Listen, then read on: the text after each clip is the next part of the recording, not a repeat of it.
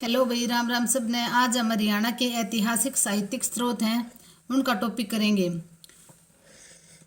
तो साहित्यिक स्रोत हैं पुरातात्विक स्रोत। स्कंद पुराण में कुमारिका खंड में हरियाणा शब्द का उल्लेख है।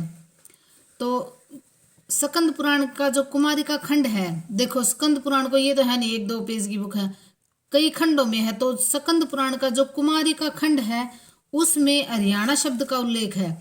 तो ये पूछ लेंगे कि स्कंद पुराण में हरियाणा शब्द का उल्लेख है कौन से खंड में, तो कुमारिका खंड में। और ये पूछ लेंगे कि हरियाणा शब्द का उल्लेख किस में, कौन से पुराण में है, तो स्कंद पुराण में। धरणीधर की बुक अखंड प्रकाश, तो देखो इसमें एक क्वेश्चन तो यही बन गया। धरणीधर की बुक कौन सी है? अखंड प्रकाश में हरियाणा का विस्तार कहाँ से कहाँ तक है? पूर्व में पालम गांव से लेकर पश्चिम में कुशब ग्राम, पटियाला का मोहना ग्राम, मोहना गांव है ये। देखो धरणीधर की बुक तो कौन सी होगी? अखंड प्रकाश। एक क्वेश्चन तो ये हो गया। उसमें हरियाणा का विस्तार कहाँ तक बताया है, ये क्वेश्चन पूछ लेंगे। तो पूर्व में पालम, देखो ये भी है ना, पालम बिहार दिल्ली यूपी इस साइड में। तो पूर्व में पालम गांव से लेकर पश्चिम में कुशब ग्राम, पश्चिम में क्या पड़ता है? लगभग सारा पंजाब पड़ता है, अपने हरियाणा के पश्चिम में पंजाब पड़ता है। तो कुशब ग्राम, पटियाला का मोहना गांव। अब ये पटियाला का जो मोहना गांव है ना, वो पहले कुशब ग्राम था। तो देखो धरणीधर की बुक होगी अखंड प्रकाश में हरियाणा का विस्तार कहाँ से कहाँ तक बता रखा है। पूर्व में पालम गांव से लेकर पश्चिम में कुशब ग्राम, पटियाला का मोहना गांव है। अब अच्छा, नकुल दिग्विजय में रोहतक का उल्लेख है। तो ये क्वेश्चन बहुत बार आया है, एचएसएससी वालों ने बहुत बार पूछा ये क्वेश्चन कि रोहतक का उल्लेख किस में है। तो नकुल दिग्विजय में रोहतक का उल्लेख है। वामन पुराण में कुरुक्षेत्र के काम्यक वन, शूरपवन, अदिति वन का वर्णन है। तो ये पूछ लेंगे भी काम्यक वन, शूरपवन, अदिति वन का वर्णन किस में है, कौन से पुराण में है? तो वामन पुराण में है। और ये सारे वन कहाँ हैं? कुरुक्षेत्र में। ये भी क्वेश्चन पूछ लेंगे कि काम्यक वन कहाँ पड़ता है, तो ये है कुरुक्षेत्र में। और वामन पुराण में कुरुक्षेत्र के काम्यक वन, शूरपवन, अदिति वन का वर्णन है। जैन ग्रंथ कथाकोश और तथा भद्रबाहु में अग्रोहा का उल्लेख है। अग्रोहा कहाँ है? हिसार में। अग्र जनपद, जैन लोहाचार्य यहीं रहते थे। तो जो जैन जो है व्यापारी वर्ग होता है, ये लगभग जैनों का जो व्यापारी वर्ग होते हैं ना, वही जैनी बनते हैं लगभग। तो जैन लोहाचार्य यहीं रहते थे। तो जैनों के जो कुछ हैं ये लोहाचार्य, वो कहाँ रहते थे? ये अग्रोहा में। अग्रोहा कहाँ है? हिसार में। तो देखो एक तो ये हो गया कथाकोश तथा भद्रबाहु, ये जैनों के ग्रंथ है। कथाकोश तथा भद्रबाहु में अग्रोहा का उल्लेख है, इसमें अग्रोहा का उल्लेख किया गया है। और जैन लोहाचार्य कहाँ रहते थे? अग्रोहा में। अग्रोहा कहाँ है? हिसार में। महाभारत में कौरवों पांडवों का युद्ध क्षेत्र कुरुक्षेत्र। अच्छा, महाभारत में कौरवों और पांडवों का जो युद्ध हुआ था कहाँ हुआ था? कुरुक्षेत्र में। उसका वर्णन किया गया। ये तो वही सभी को पता है, फेमस है ये तो बहुत ज्यादा। तो महाभारत में कौरवों पांडवों का युद्ध क्षेत्र जो कुरुक्षेत्र है उसका वर्णन किया गया। दिव्यावदान, देखो दिव्यावदान पहली बात तो ये है बौद्ध ग्रंथ है। दिव्यावदान ये पूछ लेंगे भाई दिव्यावदान कैसा ग्रंथ है? जैन ग्रंथ है, बौद्ध ग्रंथ है, संस्कृत का है। तो ये है बौद्ध ग्रंथ। बौद्ध ग्रंथ के अनुसार महात्मा बुद्ध ने अग्रोहा व रोहतक की यात्रा की तथा ये बौद्ध धर्म के प्रमुख केंद्र थे। तो दिव्यावदान में क्या बताया गया है कि दिव्यावदान जो है बौद्ध ग्रंथ, उसके अनुसार महात्मा बुद्ध ने अग्रोहा व रोहतक की यात्रा की थी। तो ये पूछ लेंगे महात्मा बुद्ध ने किस किस की यात्रा की थी, कौन से जो थे? अग्रोहा और रोहतक। दो ऑप्शन और दे देंगे, दो का जोड़ा बना देंगे। अग्रोहा और रोहतक की यात्रा की थी महात्मा बुद्ध ने। और इसका वर्णन कहाँ किया गया है? जो बौद्ध ग्रंथ है दिव्यावदान में। और ये बौद्ध धर्म के प्रमुख केंद्र थे। तो ये पूछ लेंगे बौद्ध धर्म के प्रमुख केंद्र कौन से थे? तो अग्रोहा और रोहतक। तो दिव्यावदान बौद्ध ग्रंथ के अनुसार महात्मा बुद्ध ने अग्रोहा व रोहतक की यात्रा की तथा ये बौद्ध धर्म के प्रमुख केंद्र थे। अच्छा, सीसवाल सभ्यता है जो सबसे पुरानी सभ्यता पूछे ना, तो सीसवाल सभ्यता है हिसार में। अब इसमें ये ना हरियाणा के ऐतिहासिक अभिलेख हैं उनके बारे में पढ़ेंगे। तो पुरातात्विक दृष्टि से हरियाणा में धार्मिक कार्य संबंधी प्रशंसात्मक स्मारक, आज्ञा पत्र और दान पत्र के रूप में 37 अभिलेख मिले हैं। तो पुरातात्विक दृष्टि से हरियाणा में धार्मिक कार्य संबंधी प्रशंसात्मक स्मारक, आज्ञा पत्र और दान पत्र के रूप में कितने मिले हैं? 37 अभिलेख मिले हैं। तो यमुनानगर से कौन सा मिला है? देखो, टोपरा से अशोक का स्तंभ प्राप्त हुआ है। कहाँ से? यमुनानगर में जो टोपरा है वहां से अशोक का स्तंभ प्राप्त हुआ है, जिस पर संस्कृत भाषा व ब्राह्मी लिपि में 7 अभिलेख अंकित मिले। तो देखो, क्वेश्चन ये पूछ लेंगे कि यमुनानगर से जो टोपरा स्तंभ प्राप्त हुआ है वो किसका था? अशोक का। अच्छा, दूसरा ये पूछ लेंगे जो टोपरा अशोक का स्तंभ है वो कहाँ से मिला है? तो यमुनानगर में मिला है। और जिस पर कौन सी भाषा? संस्कृत भाषा। और लिपि ब्राह्मी लिपि। देखो, इसमें 2 लाइनों में बहुत सारे क्वेश्चन बन जाते हैं। तो अशोक स्तंभ पर संस्कृत भाषा और ब्राह्मी लिपि में कितने अभिलेख मिले हैं? 7 अभिलेख। और 11वीं सदी के चौहान राजा 11वीं सदी के जो चौहान राजा विग्रहराज चतुर्थ के भी 3 अभिलेख इसी पर अंकित हैं। इसी पर मतलब अशोक के स्तंभ पर। तो अशोक के स्तंभ पर और भी क्या है?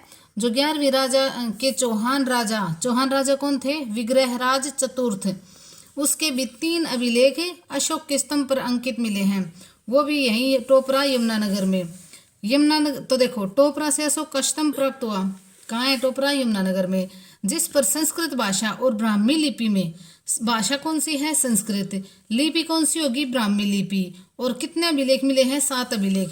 और उसी स्तंभ पर 11वीं सदी के चौहान राजा विग्रहराज चतुर्थ के भी 3 अभिलेख मिले हैं अशोक के स्तंभ पर। तो ये पूछ लेंगे कौन से स्तंभ पर विग्रहराज के, और ये जो 7 अभिलेख मिले हैं किसके स्तंभ पर मिले हैं?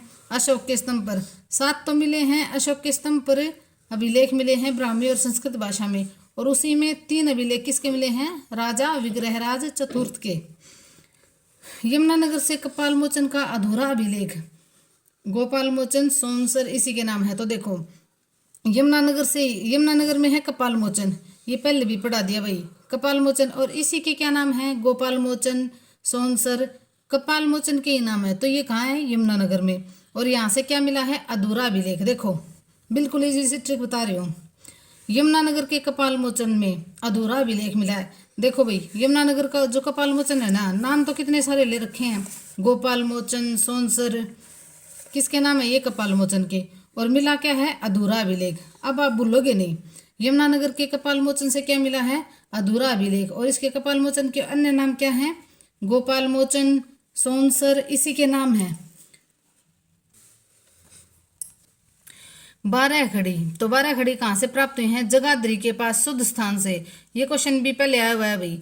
तो 12 खड़ी शुद्ध नामक जो स्थान है वहां से प्राप्त हुई है। ये कहाँ पड़ता है? जगाधरी में। तो 12 खड़ी जगाधरी के पास शुद्ध स्थान से मिले हैं।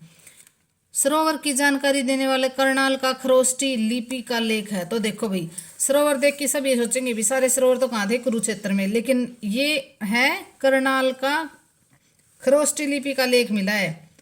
सरोवर की जानकारी देने वाला करनाल का खरोष्टी लिपि का लेख है। तो इसमें कुरुक्षेत्र मत करना भाई सरोवर देख के। सरोवर की जानकारी देने वाला करनाल का खरोष्टी लिपि का लेख है। हर्ष व पुष्यभूति वंश की जानकारी देने वाला सोनीपत का ताम्र अभिलेख। तो हर्ष और पुष्यभूति वंश की जानकारी, हर्षवर्धन वंश है ये। हर्ष व पुष्यभूति वंश की जानकारी देने वाला अभिलेख कहाँ से मिला है? सोनीपत का ताम्र अभिलेख। तो सोनीपत में मिला है। और किसका मिला है? तांबे का अभिलेख है ये।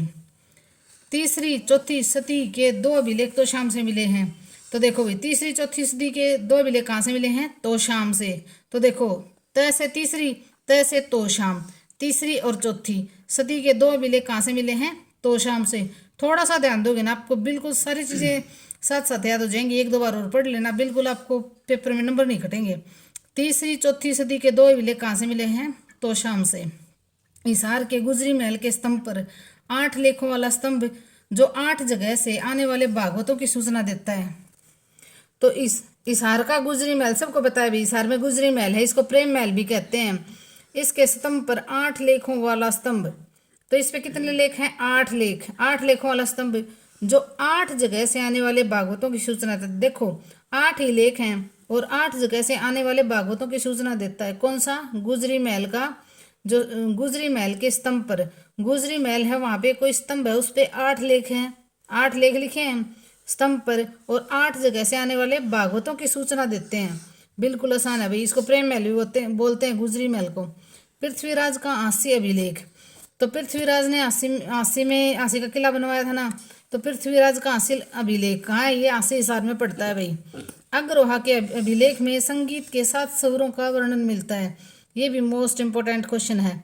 तो 7 स्वरों का वर्णन कहाँ मिलता है? अग्ररोहा के अभिलेख में 7 स्वर ईंट पर लिखे मिले हैं भाई। ये पूछे किस पर लिखे मिले, तो देखो कहीं स्तंभ पर अभिलेख मिले थे, और ये किस पे हैं? ईंट पर।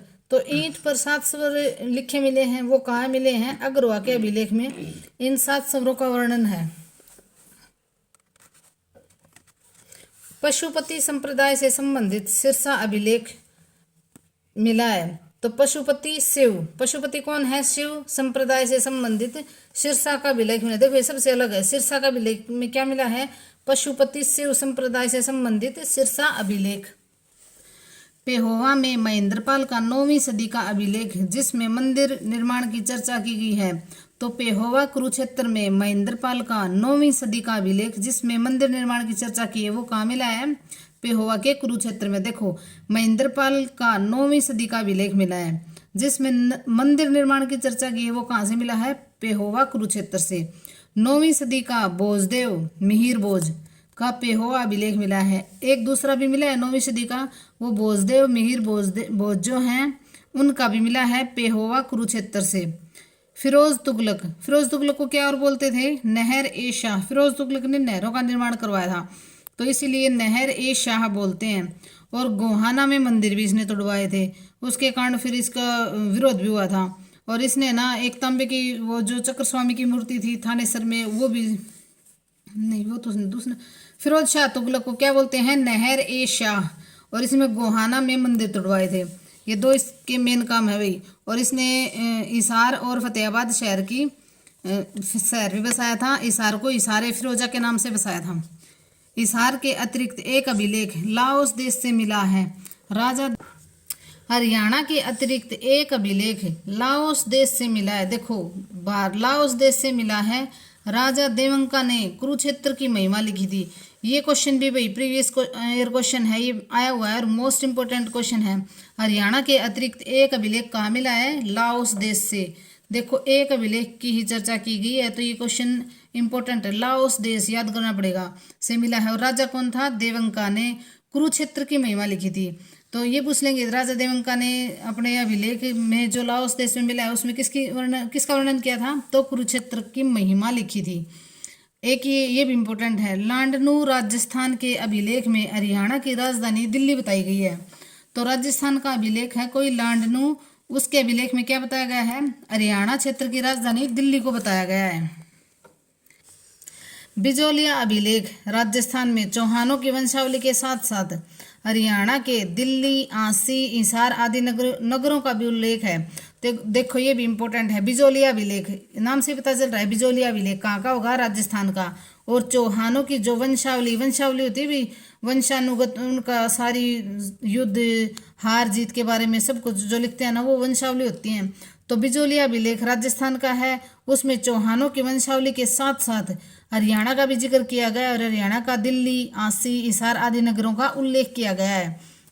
अशोक का टोपरा स्तंभ अंबाला से प्राप्त हुआ था, परंतु 1 नवंबर 1989 में यमुनानगर नया जिला बन गया, जिससे अब टोपरा स्तंभ यमुनानगर में है।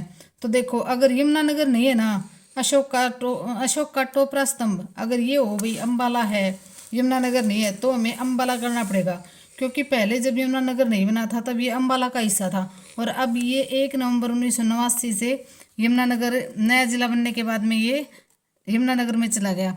धन्यवाद। लाइक, शेयर और सब्सक्राइब करना। और जो हमारी प्रीवियस ईयर क्वेश्चन पेपर की जो HSSC की टेस्ट सीरीज चल रही है वो ज़रूर देखना भाई, वो भी लगातार चलती रहेगी, लेकिन बीच बीच में आपको ये जो टॉपिक हैं ये भी करवाने ज़रूरी हैं। तो लाइक, शेयर और सब्सक्राइब करना और टेलीग्राम चैनल को ज़रूर ज्वाइन करना। धन्यवाद।